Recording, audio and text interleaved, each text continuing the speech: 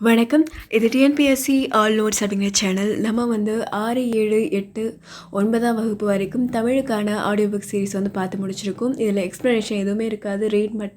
Read பண்ணி மட்டும்தான் பார்த்துருக்கோம். அந்த வகையில் இப்போ 10th ஸ்டாண்டர்ட் ஆரம்பிக்கிறோம். இதில் இயல் 9 இருக்குது. 9, 7யும் அதே மாதிரியே பார்த்து முடிக்க போகிறோம். இயல் 1 மொழி அமுதமூற்று. கற்றல் நோக்கங்கள். தமிழ் மொழியின் செழுமை குறித்து ஆற்றலுடன் உரையாற்றுதல். மொழியில் உள்ள வகைப்படுத்தப்பட்ட சொல் வளங்களை சொற்களின் வாயிலாக பேச்சிலும் எழுத்திலும் இடமறிந்து கையாளுதல். உரைநடையில் உள்ள அணிநலன்களை உள்வாங்கிக் கொண்டு நயமிகு தொடர்களை உருவாக்கி வெளிப்படுத்துதல். மொழி தனித்தும் தொடர்ந்தும் பொருள் தரும் நுட்பத்தை அறிந்து பயன்படுத்துதல். சொல்லாக்க விதிமுறைகளை அறிந்து புதிய சொற்களை உருவாக்குதல். கவிதை பேழை. அன்னை மொழியே. பாவலரேறு பெருஞ்சித்திரனார். நுழையும் முன்.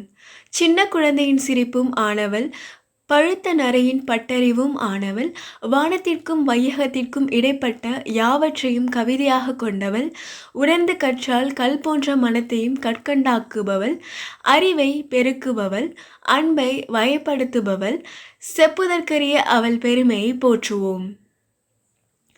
அழகார்ந்த செந்தமிழே. அன்னை மொழியே. அழகார்ந்த செந்தமிழே. முன்னை முகிழ்த்த நறுங்கனியே. கன்னிக்குமரி கடல் கொண்ட நாட்டிடையில் மன்னி அரசிறந்த மண்ணுலக பேரரசி. தென்னன் மகளே. திருக்குறளின் மாண்புகழே. இன்னரும் பாப்பத்தே. என் தொகையே. நற்கணக்கே. மண்ணுஞ் சிலம்பே. மணிமே. கலைவடிவே. முன்னும் நினைவால் முடிதாழ வாழ்த்துவமே. செப்பெரிய நின் பெருமை. செந்தமிழே. உள்ளுயிரே. செப்பெரிய நின் பெருமை என் தமிழ்னா எவ்வாறு எடுத்தே உரைவிரிக்கும். முந்தை தனிப்புகழும் முகிழ்த்த இலக்கியமும் விந்தை நெடுநிலைப்பும் வேறார் புகழுரையும் உந்தி உணர்வெழுப்ப உள்ள கனல் மூல செந்தாமரை தேனை குடித்து சிறகார்ந்த அந்தும்பி பாடும். அதுபோல யாம்பாடி முந்துற்றோம் யாண்டும் முழங்க தனித்தமிழே. கனிச்சாறு. பாடலின் பொருள். அன்னை மொழியே. அழகு நிறைந்த செழுந்தமிழே. பழமைக்கும் பழமையாய் தோன்றிய நறுங்கனியே. கடல் கொண்ட குமரி கண்டத்தில் நிலைத்து அரசாண்ட மண்ணுலக பேரரசே. பாண்டிய மன்னனின் மகளே. திருக்குறளின் பெருமைக்குரியவளே. 10 பாட்டே. 8 தொகையே. 11 கீழ்கணக்கே. நிலைத்த சிலப்பதிகாரமே. அழகான மணிமேகலையே. பொங்கி எழும் நினைவுகளால் தலைபணிந்து வாழ்த்துகின்றோம். செழுமை மிக்க தமிழே. எமக்குயிரே. சொல்லுதற்குரிய நின் பெருமைதனை என்னுடைய தமிழ்னா எவ்வாறு தான் எடுத்துரைக்கும். பழம்பெருமையும் தனக்கென தனி சிறப்பும் இலக்கிய வளமும் கொண்ட தமிழே. வியக்கத்தக்க உன்னுடைய நீண்ட நிலைத்த தன்மையும் வேற்று மொழியார் உன்னை பற்றி உரைத்த புகழுரையும் எமக்குள் பற்றுணர்வை எழுப்புகின்றன. எம் தனி தமிழே. வண்டானது செந்தாமரை தேனை குறித்து சிறகசைத்து பாடுவது போன்று நாங்கள் உன்னை சுவைத்து உள்ளத்தில் கனல் மூல உன் பெருமையை எங்கும் முழங்குகின்றோம். சாகும் போதும் தமிழ் படித்து சாக வேண்டும் என்ற சாம்பலும் தமிழ் மணந்து வேக வேண்டும். கா. சச்சிதானந்தன். நூல்வெளி. பாவலரேறு பெருஞ்சித்திரனாரின் கனிச்சாறு தொகுதி 1 தொகுப்பிலிருந்து இருவேறு தலைப்பில் உள்ள பாடல்கள் தமிழ்தாய் வாழ்த்து முன்னுற்றோம் யாண்டும் எடுத்தாளப்பட்டுள்ளன. தென்மொழி தமிழ்ச்சிட்டு இதழ்களின் வாயிலாக தமிழுணர்வை உலகெங்கும் பரப்பியவர் துரை மாணிக்கம் என்ற இயற்பெயர் கொண்ட பெருஞ்சித்திரனார். இவர் உலகியல் 100, பாவியக்கொத்து, நூறாசிரியம், கனிச்சாறு, என்சுவை 80, மகபுகுவஞ்சி, பள்ளி பறவைகள் முதலிய நூல்களை படைத்துள்ளார். இவரின் திருக்குறள் மெய்ப்பொருளுரை தமிழுக்கு கருவூலமாய் அமைந்துள்ளது. இவரது நூல்கள் நாட்டுடைமையாக்கப்பட்டுள்ளன.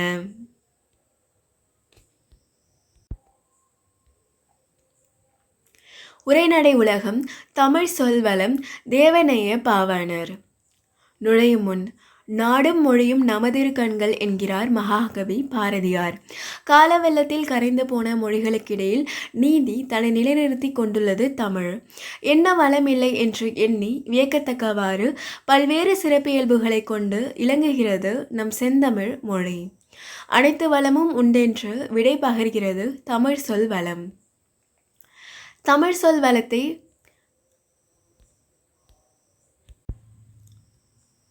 சொல்வளம் இலக்கிய செம்மொழிகளுக்கெல்லாம் பொதுவேனும் தமிழ் மட்டும் அதில் தலை சிறந்ததாகும்.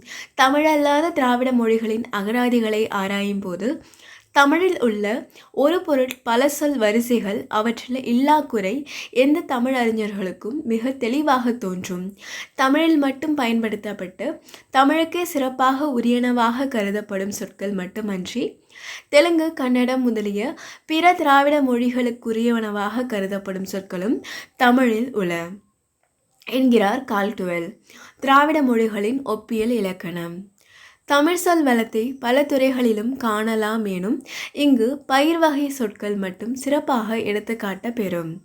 அடிவகை ஒரு தாவரத்தின் அடிப்பகுதியை குறிப்பதற்கான சொற்கள். தாள் நெல், கேழ்வரகு முதலியவற்றின் அடி.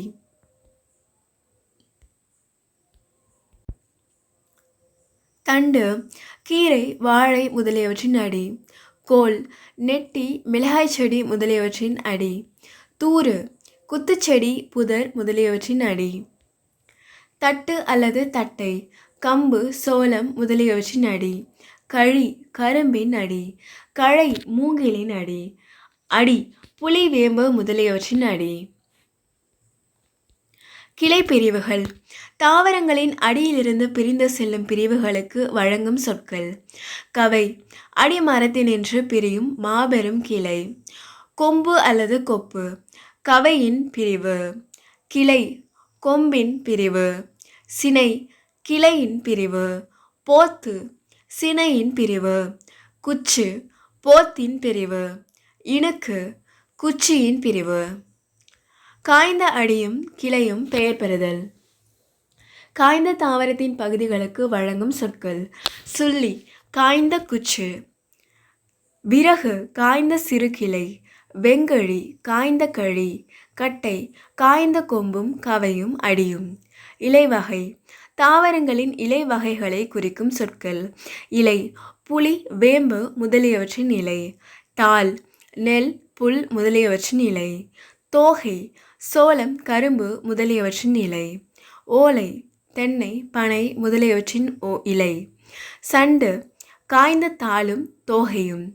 சருகு காய்ந்த இலை. கொழுந்து வகை தாவரத்தின் நுனிப்பகுதியை குறிக்கும் சொற்கள். துளிர் அல்லது தளிர் நெல், புல் முதலியவற்றின் கொழுந்து. முறி அல்லது கொழுந்து புளி, வேம்பு முதலியவற்றின் கொழுந்து. குருத்து சோளம், கரும்பு, தென்னை, பனை முதலியவற்றின் கொழுந்து. கொழுந்தாடை கரும்பின் நுனிப்பகுதி. பூவின் நிலைகள் பூவின் நிலைகளை குறிக்கும் சொற்கள். அரும்பு பூவின் தோற்ற நிலை. போது பூ விரிய தொடங்கும் நிலை. மலர் அலர் பூவின் மலர்ந்த நிலை. வி மரஞ்செடி நின்று பூ கீழே விழுந்த நிலை. செம்மல் பூ வாடின நிலை. யார் இவர்? தமிழாசிரியர், நூலாக்க பணிகளை விரும்பி செய்பவர், சொல்லாராய்ச்சியில் பாவாணரும் வியந்த பெருமகனார். திருச்சிராப்பள்ளிக்கு அருகில் அமைந்துள்ள அல்லூரில் திருவள்ளுவர் தவசாலை ஒன்றை அமைத்திருப்பவர். பாவாணர் நூலகம் ஒன்றை உருவாக்கியவர். தமிழகம் முழுவதும் திருக்குறள் சொற்பொழிவுகளை வழங்கி வருபவர். தமிழ் வழி திருமணங்களை நடத்தி வருபவர். விழிகளை இழக்க நேரிட்டால் கூட தாய் தமிழனை இழந்துவிடக்கூடாது என்று எண்ணியவர். அதற்காக தமிழ் தென்றல் திருவிக்கா போல இமைகளை மூடியபடி எழுதும் ஆற்றலை கற்றுக்கொண்டவர்.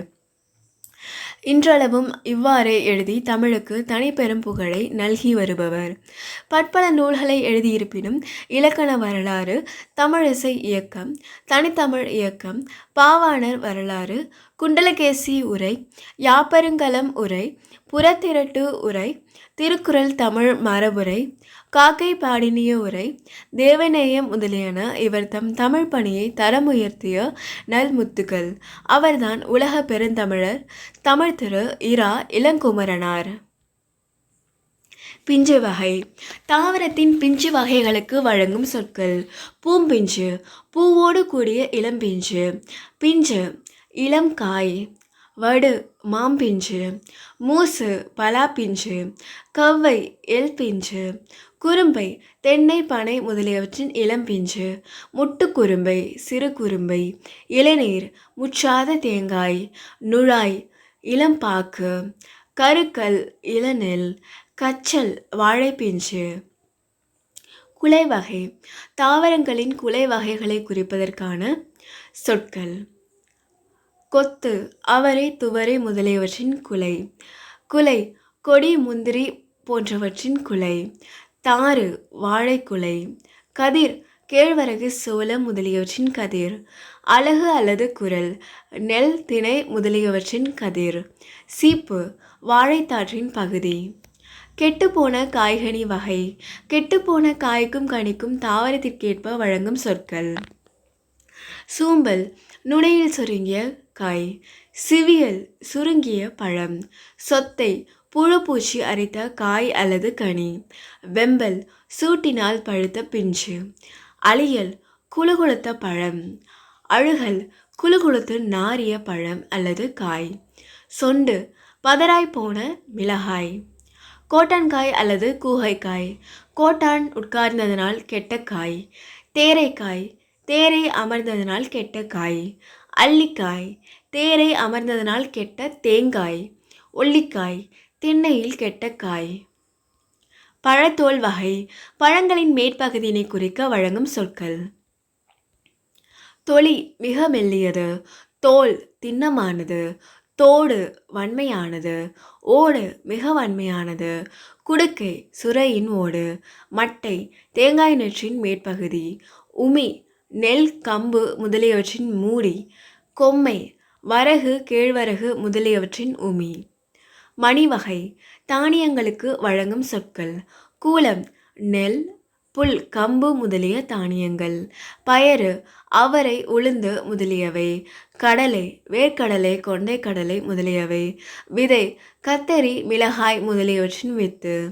காள் புளி காஞ்சிரை முதலியவற்றின் வித்து. முத்து வேம்பு ஆமணக்கு முதலியவற்றின் வித்து. கொட்டை மா பனை முதலியவற்றின் வித்து. தேங்காய் தென்னையின் வித்து. முதிரை அவரை துவரை முதலிய பயிர்கள். இளம் பயிர் வகை தாவரங்களின் இளம் பருவத்திற்கான சொற்கள். நாற்று நெல் கத்திரி முதலியவற்றின் இளநிலை. கன்று மா புளி வாழை முதலியவற்றின் இளநிலை. குருத்து வாழையின் இளநிலை.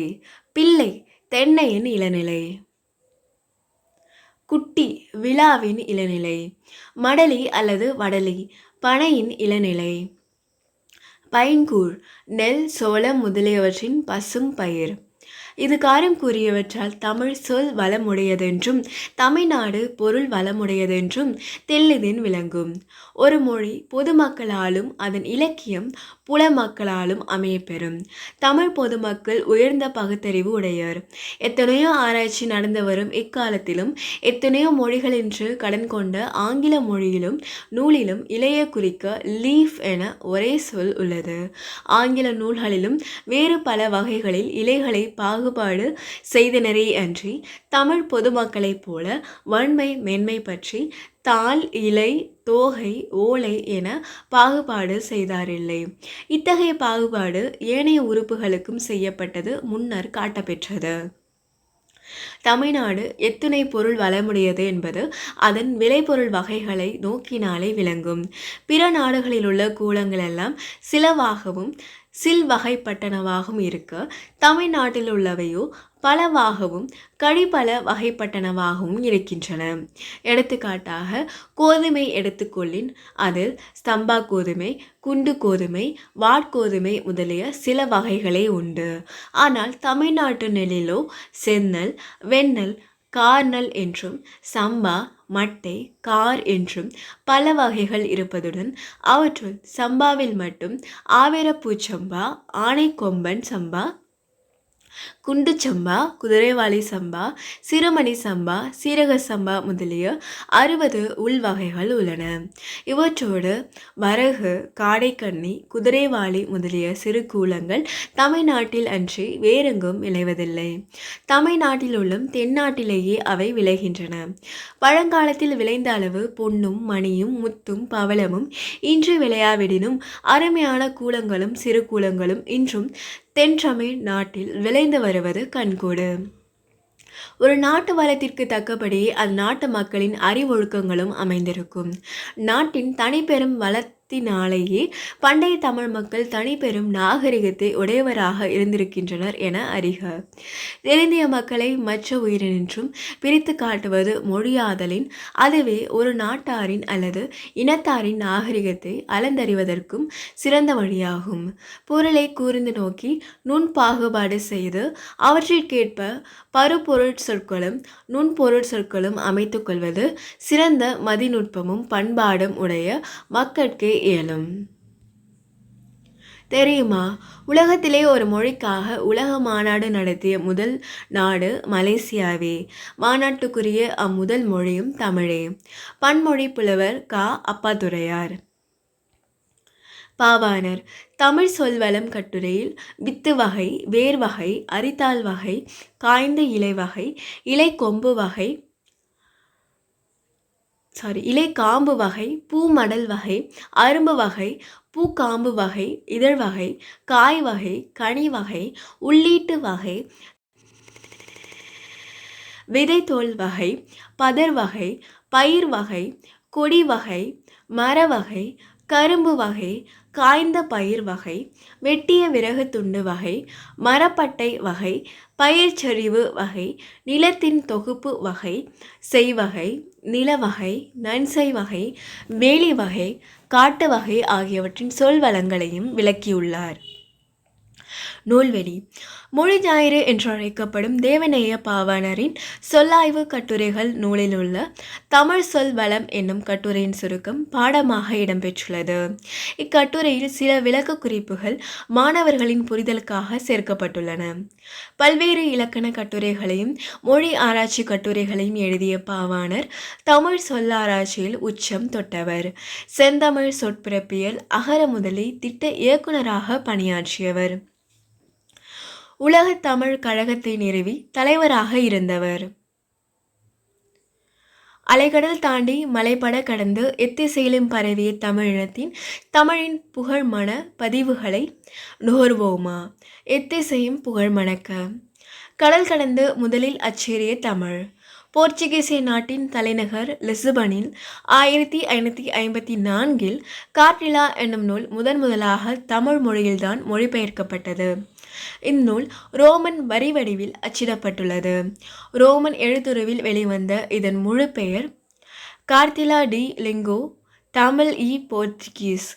இது அன்றைய காலத்திலேயே இரு வண்ணங்களில் கருப்பு சிவப்பு மாறி மாறி நேர்த்தியாக அச்சிடப்பட்டுள்ளது. இந்திய மொழிகளிலே மேலைநாட்டு எழுத்துருவில் முதலில் அச்சேறியது தமிழ்தான். செய்தி 6ஆம் உலகத்தமிழ் மாநாட்டு மலர். கவிதை பேழை இருட்டுற மொழிதல் சந்த கவிமணி தமிழழகனார். நுழையும் முன் விண்ணோடும் முகிலோடும் உடுக்கலோடும் கதிரவனோடும் கடலோடும் தமிழ் இணைத்து பேசப்படுகிறது. இவற்றுக்குள்ள ஆற்றலும் விரிவும் ஆழமும் பயனும் தமிழுக்கும் உண்டு என போற்றப்படுகிறது. தமிழ் கடலோடு ஒத்திருத்தலை இருட்டற மொழிவதன் மூலம் அறிகையில் அதன் பெருமை ஆழப்படுகிறது, விரிவுபடுகிறது. ஆழிக்கு இணை முத்தமிழ் தொய்ப்பதால் முச்சங்கம் கண்டதால் மெத்த வணிகளமும் மேவலால் நித்தம் அணை கிடந்தே சங்கத்தவர் காக்க ஆழிக்கு இணை கிடந்த தேத்தமிழ் ஈண்டு தனிப்பாடல் திரட்டு. சொல்லும் பொருளும் துய்ப்பது கற்பது தருதல் மேவலால் பொருந்துதலால் பெறுதலால். பாடலின் பொருள் தமிழ் தமிழ் இயல் இசை நாடகம் என முத்தமிழாய் வளர்ந்தது. முதல் இடை கடை என ஆகிய முச்சங்கங்களால் வளர்க்கப்பட்டது. ஐம்பெரும் காப்பியங்களை அணிகலன்களாக பெற்றது. சங்க பலகையில் அமர்ந்திருந்த சங்க புலவர்களால் காக்கப்பட்டது. கடல் கடல் முத்தினையும் அமிழ்தினையும் தருகிறது. வெண்சங்கு சலஞ்சலம் பாஞ்சசன்யம் ஆகிய 3 வகையான சங்குகளை தருகிறது. மிகுதியான வணிக கப்பல்கள் செல்லும்படி இருக்கிறது. தன் அலையால் சங்கினை தடுத்து நிறுத்தி காக்கிறது. பாடல் முத்தமிழ். தமிழுக்கு இயல் இசை நாடகம் ஆகிய முத்தமிழ். கடலுக்கு முத்தினை அமிழ்ந்து எடுத்தல். முச்சங்கம் முதல் இடை கடை ஆகிய முச்சங்கம். 3 வகையான சங்குகள் தருதல். மெத்த வணிகலன் மெத்த பிளஸ் அணிகலன். ஐம்பெரும் காப்பியங்கள். மிகுதியான வணிகக் கப்பல்கள். சங்கத்தவர் காக்க சங்க பலகையிலிருந்து சங்க புலவர்கள் பாதுகாத்தமை. நீரலையை தடுத்து நிறுத்தி சங்கினை காத்தல். தெளிந்து தெளிவோம். இரட்டுற மொழிதல். ஒரு சொல்லோ சொற்றொடரோ இரு பொருள்பட வருவது இரட்டுற மொழிதல் அணி எனப்படும். இதனை சிலேடி அணி என்றும் அழைப்பர். செய்யுளிலும் உரைநடையிலும் மேடை பேச்சிலும் சிலேடிகள் பயன்படுத்தப்படுகின்றன. நூல்வெளி புலவர் பலரின் பாடல்களின் தொகுப்பான தனிப்பாடல் திரட்டு 5ஆம் பகுதி கழக பதிப்பு எனும் நூலிலிருந்து இந்த பாடல் எடுத்தாளப்பட்டுள்ளது. இப்பாடலை படைத்தவர் தமிழழகனார். சந்த கவிமணி என குறிப்பிடப்படும் தமிழழகனாரின் இயற்பெயர் சண்முக சுந்தரம். இலக்கண புலமையும் இளம் வயதில் செய்யுள் ஆற்றும் ஆற்றலும் பெற்ற இவர் 12 சிற்றிலக்கிய நூல்களை படைத்துள்ளார். விரிவான உரைநடையின் அணிகலன்கள். எழில் முதல்வன். நுழையும் முன். சங்க இலக்கியம் நம் பாட்டனார் தோப்பு. இடைக்கால இலக்கியம் நம் தந்தையார் தோட்டம். இக்கால இலக்கியம் நம் பூங்கா. தோப்பு ஈந்த பயன்களையும் தோட்டம் தந்த நயங்களையும் பூங்காவின் அழகினையும் ஒன்று சேர்த்து உரைநடையின் அணிகலன்களாக காண்போமா? கற்பனை உரையாடல். பங்கு பெறுவோர் இணையத்தமிழன் சங்கப்புலவர். சங்கப்புலவர் ஒருவர் இயற்கை சூழ் இடம் ஒன்றில் எழுத்தாணை கொண்டு ஓலைச்சுவடியில் எழுதி கொண்டிருக்கிறார். அப்போது அவர் முன் சிறிய கால இயந்திரம் ஒன்று தோன்றுகிறது. அதிலிருந்து இன்றைய மனிதர் ஒருவர் இறங்கி புலவரை நோக்கி நடந்து வருகிறார். அச்சமும் அதைவிட வியப்பும் மேலோங்க பார்த்து கொண்டிருந்த புலவரின் கையை பற்றி குலுக்குகிறார். இணையத்தமிழன். வணக்கம் ஐயா, நான் இணையத்தமிழன் வந்திருக்கிறேன். சங்கப்புலவர். இணையத்தமிழனா? வியப்பு. உங்கள் வருகையை என் தோழர் குன்றூர் கிழாரிடம் கூற வேண்டும். அவர் உங்களையும் உங்கள் ஊரையும் குறித்து ஓர் ஆசிரியப்பா ஏற்றிவிடுவார். இணையத்தமிழன். இருக்கட்டும் ஐயா, அவரை இன்னொரு வாய்ப்பில் பார்த்து கொள்ளலாம். என்னால் உங்களுடன் இங்கு 1 மணி நேரம் மட்டுமே இருக்க முடியும். அதற்குள் உங்களோடு இலக்கியம் பற்றி சிறிது நேரம் பேச விரும்புகிறேன். சங்கப்புலவர். கபிலரின் குறிஞ்சிப்பாட்டு பற்றியா? போன்ற புலவரின் தனி செயல்கள் பற்றியா?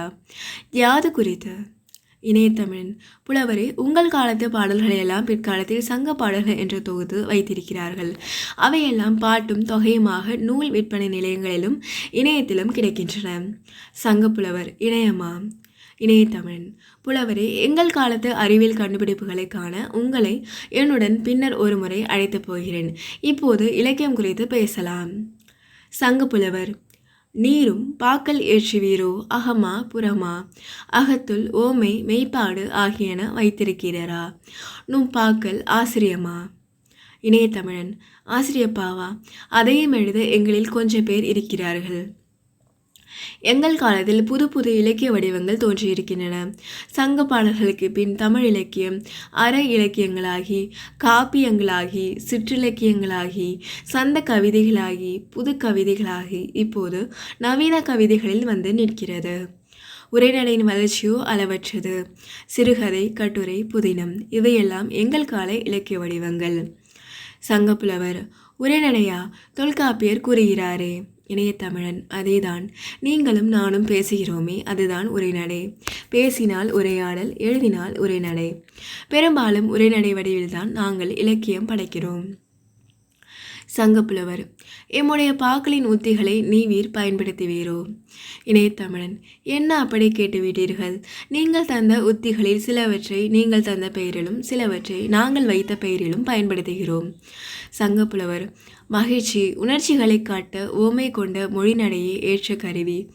இவற்றை நீவீர் எப்படி பயன்படுத்துவீர்? இணையத்தமிழன். திருப்பரங்குன்றத்தின் அழகை பார்ப்பதற்கென்று இயற்கை பதித்து வைத்த 2 பெரிய நிலை கண்ணாடிகளைப் போல் வடபுறமும் தென்புறமும் நீர் நிறைந்த கண்மாய்கள் என்று குறிஞ்சி மலர் என்னும் நூலில் பார்த்த சாரதி ஓமையை பயன்படுத்தியுள்ளார். சங்கப்புலவர். அருமையான ஓமையை கூறினீர். அடுத்து. தெரியுமா? முதல் தமிழ் கணினி. தமிழ் மறையான திருக்குறளை தந்த திருவள்ளுவர் பெயரில் முதல் தமிழ் கணினி 1983 செப்டம்பரில் டிசிஎம் டேட்டா ப்ராடக்ட்ஸ் என்னும் தனியார் நிறுவனம் உருவாக்கி விற்பனைக்கு கொண்டு வந்தது. இக்கணினியில் முதல் முறையாக தமிழ் மொழியிலேயே விவரங்களை உள்ளீடாக செலுத்தி நமக்கு தேவையான தகவல்களை வெளியீடாக கணினியிலிருந்து பெற முடிந்தது. இந்த கணினி தமிழ், ஆங்கிலம் ஆகிய 2 மொழிகளையும் கையாளக்கூடியதாக அமைந்தது. சென்னை தேனாம்பேட்டையில் இருந்த புள்ளி விவரத்துறை அலுவலகத்திற்கும் தலைமைச் செயலகத்திற்கும் கோப்புகளையும் செய்திகளையும் பரிமாறிக்கொண்ட முதல் நேர்வழி கணினியும் திருவள்ளுவரே. இணையத்தமிழன். இன்னும் உண்டு. உங்களுக்கு 1000 ஆண்டுகளுக்கு பின்பு வந்த தண்டி என்பவர் உருவகத்தை பற்றி ஓமையும் பொருளும் வேற்றுமை ஒழிவித்து ஒன்றென மாட்டின் அது உருவகமாகும் என்று எழுதியிருக்கிறார். எங்கள் இலக்கியங்களில் ஓமையை விட உருவகமே உணர்வுகளை தூண்டி எழுப்புவதில் வெற்றி பெறுகின்றன. முகநிலவில் வேர்வை முத்துகள் துளிர்த்தன என்று உருவகமாக எழுதுகிறார்கள். களம்புக துடித்து நின்ற உனக்கு வெற்றி சாறு கிடைத்துவிட்டது, உண்டு மகிழ்ந்தாய், உன் புன்னகைதான் அதற்கு சான்று. இது எங்கள் காலத்தில் வாழ்ந்த அறிஞர் அண்ணா அவர்களின் ஒரு நடை. சங்கப்புலவர். அட, என்னே அவரது கற்பனை, மேலும் கேட்க பெருவிழைவு கொள்கிறேன். இணையத்தமிழன். விதவிதமான ஓமைகளை நீங்கள் பயன்படுத்தியிருக்கிறீர்கள். அவற்றுக்கெல்லாம் பிற்காலத்தில் தோன்றிய இலக்கண நூல்களில் பெயர் வைத்திருக்கிறார்கள். ஓம உருபு மறைந்து வந்தால் அதற்கு எடுத்துக்காட்டு ஓமையணி என்ற பெயர். புறந்தூய்மை நீரான் அமையும், அகந்தூய்மை வாய்மையால் காணப்படும். இந்த திருக்குறளில் ஓம உருபு இல்லை. இதை நாங்கள் உரைநடையிலும் பயன்படுத்துகிறோம். எடுத்துக்காட்டு ஓமையணியை உரைநடையில் பயன்படுத்துகையில் இணை ஒப்பு என்கிறோம். ஊர்கூடி செக்கு தள்ள முடியுமா என்று கேட்கிறார்கள். ஊர் கூடின பிறகுதான் செக்கு தள்ள வேண்டும் என்று காத்திருப்பவர்களின் காரியம் கைகூடாது. புரோகிதுக்காக அமாவாசை காத்திருப்பதில்லை என்று எழுத்தாளர் வ. ராமசாமி மழையும் புயலும் எனும் நூலில் குறிப்பிட்டுள்ளார். சங்கப்புலவர். எண்ணெய் செறிவு. இணையத்தமிழன். அகிரிணை பொருள்களையும் உயர்திணையாக கருதி கற்பனை செய்து எழுதுவோம். சங்கப்புலவர். இலக்கணத்தில் இது உண்டே. தொல்காப்பியர் ஞாயிறு, திங்கள், நெஞ்சம் போன்ற அகிரிணை பொருள்கள் சொல்லுன போலவும் கேட்குன போலவும் சொல்லியாங்கு அமையும் என்று எழுதும் திறத்தை குறிப்பிட்டிருக்கின்றார். உயிர் இல்லாத பொருள்களை உயிர் உள்ளன போலவும் உணர்வு இல்லாத பொருள்களை உணர்வுடையன போலவும் கற்பனை செய்வதுண்டு என்று எடுத்து காட்டியிருக்கிறார். இணையத்தமிழன். நீங்கள் குறிப்பிட்ட இரண்டையும் நாங்கள் இலக்கணை என்கிறோம். சோலையில் புகுவேன், மரங்கள் கூப்பிடும், விருந்து வைக்கும், ஆலமர நிழலில் அமர்வேன், ஆள் என் விழுதை பார், அந்த அரசுக்கு இது உண்டா என்னும், அரசு கண்ணிற்படும், யான் விழுதின்றி வானுற ஓங்கி நிற்கிறேன், என்னை மக்கள் சுற்றி செல்கிறார்கள், கான் என்னும் வேம்பு என் நிழல் நலம் செய்யும், என் பூவின் குணங்களை சொல்கிறேன் வா என்னும், அத்தி, நாகை, விழா, மா, வில்வம் முதலிய மரங்கள் வெளியாமல் இருக்குமோ, சிந்தனையில் அவைகளின் நுட்பங்கள் விளங்கும். மலை என்னை அடிக்கடி அழைக்கும், மலை மீது இவர்வேன், ஓரிடத்தில் அமர்வேன், மேலும் கீழும் பார்ப்பேன், சுற்றுமுற்றும் பார்ப்பேன், மனம் அமைதி எய்தும். எங்கள் கால தமிழ் தென்றல் திருவி கல்யாண சுந்தரனார் இப்படி எழுதியிருக்கிறார். சங்கப்புலவர். மோனையும் எதுகையும் செயலில் வருமாயின் இனிய ஓசை இன்பம் விளையும், இவற்றினை நீவிர் உரைநடையில் பயன்படுத்துவீரோ. இணையத்தமிழன். ஆம், இதோ. தென்றல் அசைந்து வரும் தென் தமிழ் நாட்டில் அமைந்த திருக்குற்றாலம் மலைவளம் படைத்த பழம்பதியாகும்.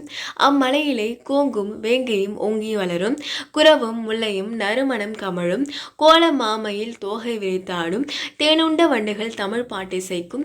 இத்தகைய மலை நின்று விரைந்து வழிந்திறங்கும் வெள்ளருவி வட்ட சுனையிலே வீழ்ந்து பொங்கும் பொழுது சிதறும் நீர்த்திவளைகள் பாலாவி போட் பரந்தெழுந்து மஞ்சினோடு சேர்ந்து கொஞ்சி குழாவும் என்று சொல்லின் செல்வர் ராபி சே தமிழின்பம் எனும் நூலில் எழுதியுள்ளார்.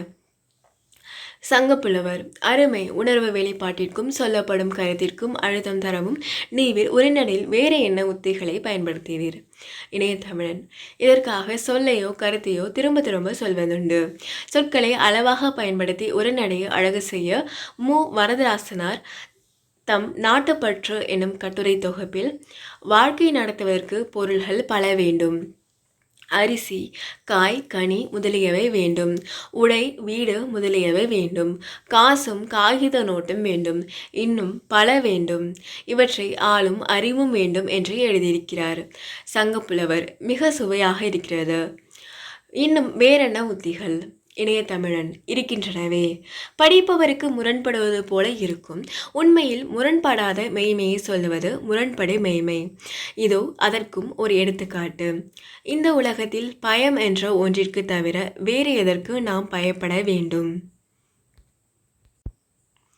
சங்கப்புலவர். மேலும் இணைய தமிழன் முரண்பட்ட சொற்களை சேர்த்து எழுதுவார்கள். கலப்பில்லாத பொய், இதை சொல்முரண் என்கிறோம். சொல்லும் முறையில் அழுத்தம் கொடுப்பதற்காக எதிரும் புதிருமான முரண்படும் கருத்துக்களை அமைத்து எழுதுவோம்.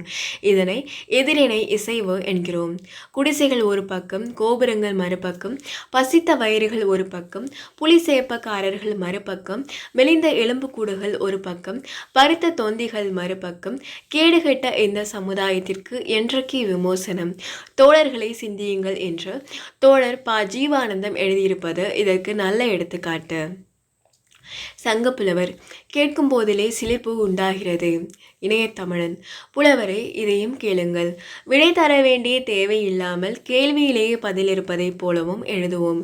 அது உணர்ச்சி வெளிப்பாட்டுக்கு உதவக்கூடியது. அவர். பேசாத நாள் உண்டா? குரல் கேட்காத ஊர் உண்டா? அவரிடம் சிக்கி திணறாத பழமை உண்டா? எதை கண்டு அவர் திகைத்தார்?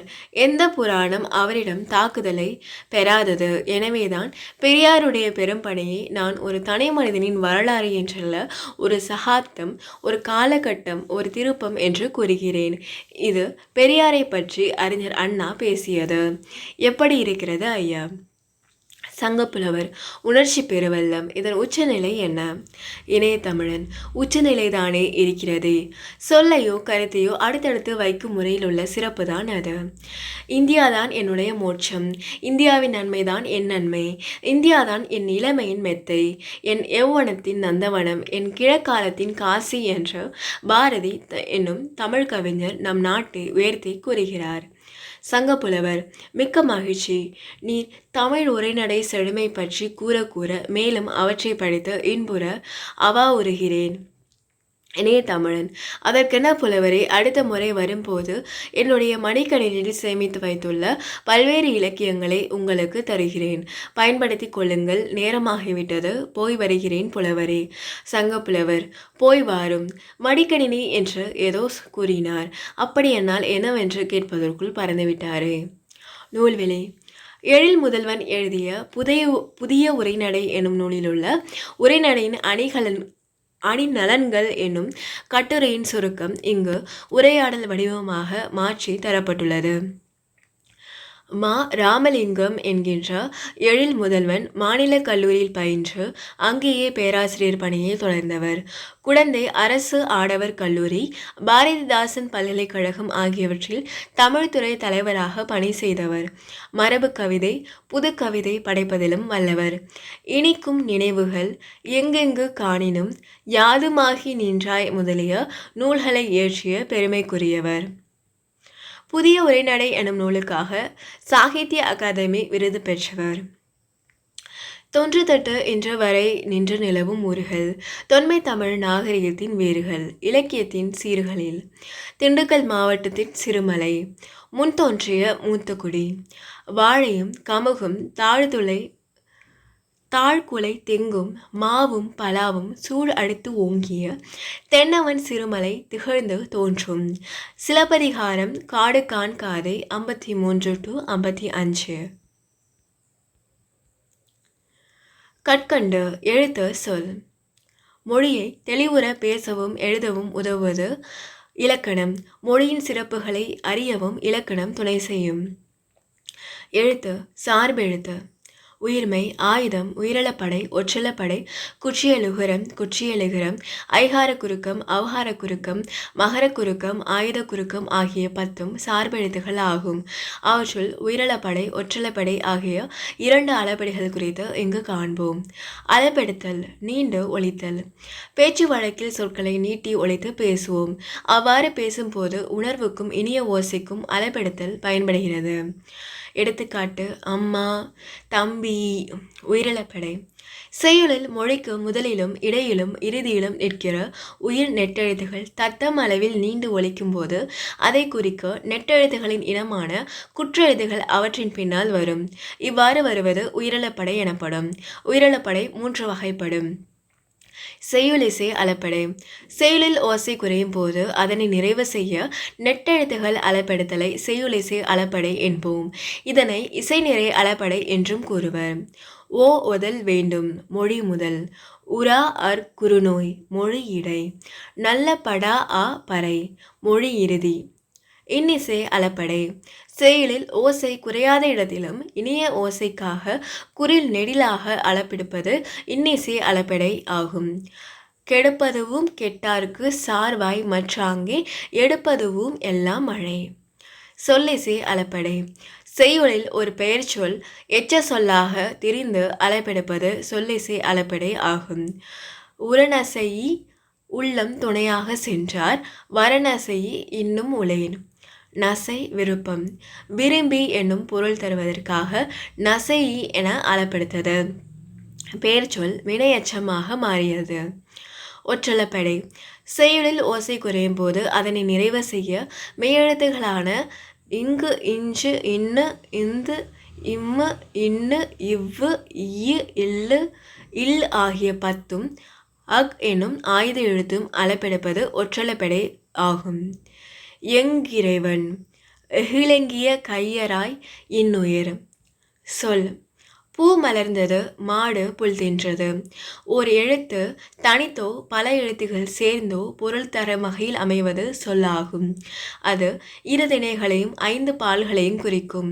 3 வகை இடங்களிலும் வரும். உலக வழக்கிலும் செய்யுள் வழக்கிலும் வரும். வெளிப்படையாகவும் குறிப்பாகவும் விளங்கும். 3 வகை மொழி. தனிமொழி, தொடர்மொழி, பொதுமொழி என மொழி 3 வகையாக அமையும். ஒரு மொழி ஒரு பொருளனவாம். தொடர்மொழி பல பொருளன பொது இருமையும் ஏற்பன. நன்னூல் 260. தனிமொழி. ஒரு சொல் தனித்து நின்று பொருள் தருமாயின் அது தனிமொழி எனப்படும். எடுத்துக்காட்டு கண் படி பகாபதம், கண்ணன் படித்தான் பகுபதம். தொடர்மொழி. 2 அல்லது அதற்கு மேற்பட்ட தனிமொழிகள் தொடர்ந்து வந்து பொருள் தருவது தொடர்மொழி ஆகும். எடுத்துக்காட்டு கண்ணன் வந்தான் மலர் வீட்டுக்கு சென்றாள். பொதுமொழி. ஒரு சொல் தனித்து நின்று ஒரு பொருளையும் அச்சொல்லை பிரிந்து நின்று வேறு பொருளையும் தந்து தனிமொழிக்கும் தொடர்மொழிக்கும் பொதுவாய் அமைவது பொதுமொழி எனப்படும். எடுத்துக்காட்டு 8 8 என்ற எண்ணை குறிக்கும். வேங்கை வேங்கை என்னும் மரத்தை குறிக்கும். இவையே L+2 எனவும் வேம் + கை எனவும் தொடர்மொழிகளாக பிரிந்து நின்று எல்லை உன் வேகின்ற கை எனவும் பொருள் தரும். இவை இரு பொருள்களுக்கும் பொதுவாய் அமைவதால் பொதுமொழியாகவும் இருக்கிறது. தொழிற்பெயர். ஒரு வினை அல்லது செயலை குறிக்கும் பெயரானது எண், இடம், காலம், பால் ஆகியவற்றை குறிப்பாகவோ வெளிப்படையாகவோ உணர்த்தாமல் வருவது தொழிற்பெயர் எனப்படும். எடுத்துக்காட்டு ஈதல் நடத்தல். விகுதி பெற்ற தொழிற்பெயர்கள். வினை அடியுடன் விகுதி சேருவதால் உருவாகும் தொழிற்பெயர் விகுதி பெற்ற தொழிற்பெயர் ஆகும். வினையடி விகுதி தொழிற்பெயர். நட விகுதி தல் தொழிற்பெயர் நடத்தல். வினையடி வாழ் விகுதி கை தொழிற்பெயர் வாழ்க்கை.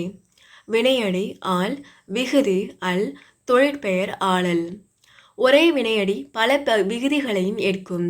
எடுத்துக்காட்டு நட என்பது வினையடி நடை நடத்தல். எதிர்மறை தொழிற்பெயர்.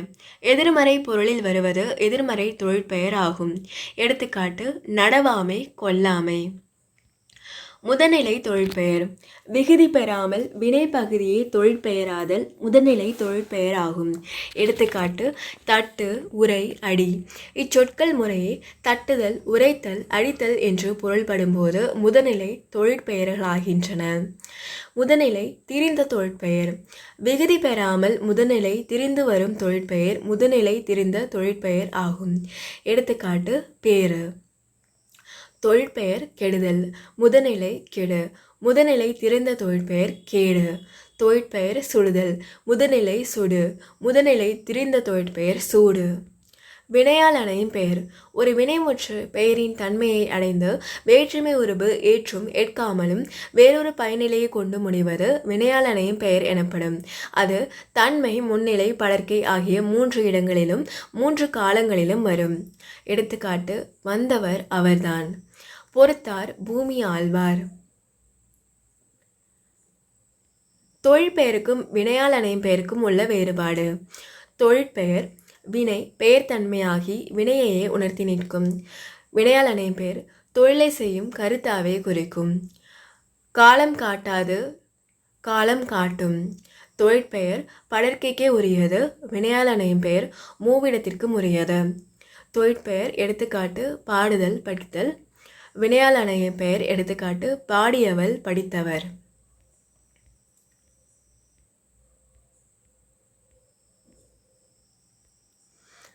மரமது மரத்தில் ஏறி மரமதை தோளில் வைத்து மரமது மரத்தை கண்டு மரத்தினால் மரத்தை குத்தி மரமது வழியே சென்று வளமனை கேகும் போது மரமது கண்ட மாதர் மரமுடன் மரம் எடுத்தார். தனிப்பாடல் திரட்டு சுந்தர கவிராசர்.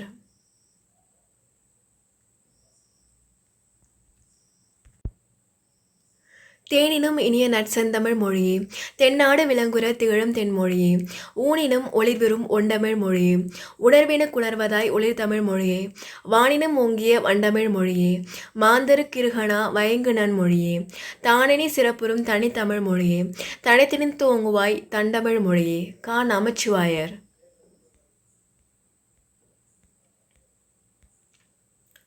கலைச்சொல் அறிவோம்.